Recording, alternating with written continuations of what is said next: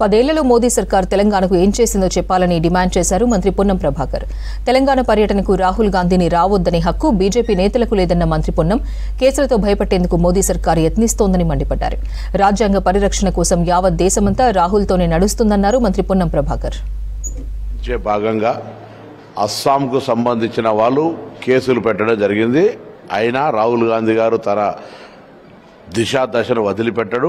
Bharatiya Janata party అన్ని వేధింపులు గురి చేసిన, గతంలో గుజరాత్కు సంబంధించి ఆయనను డిస్క్వాలిఫై చేసినా ఎన్నడూ భయపడలేదు. తన విధానము ఈ భారత రాజ్యాంగాన్ని రక్షించడానికి పోరాటం కొనసాగిస్తున్నట్టు వారెంబడి మొత్తం దేశ కాంగ్రెస్ ఉంటుంది. అదేవిధంగా తెలంగాణలో కిషన్ రెడ్డి గారు చెప్తా ఉన్నారు రాహుల్ గాంధీ గారిని తెలంగాణకు రావద్దని.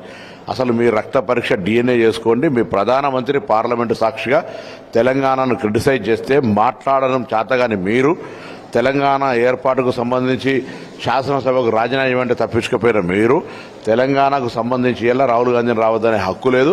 ఒకసారి అంతరాత్మ పరిశీలన చేసుకోండి. చేతనైతే తెలంగాణకు నిధులు తేవడానికి మీరు ఏం కృషి చేస్తారో కేంద్ర మంత్రిగా చెప్పండి. 10 సంవత్సరాలుగా కేంద్రంలో ఉన్న అధికార ప్రభుత్వం తెలంగాణకు ఏమి ఇచ్చిందో చెప్పండి.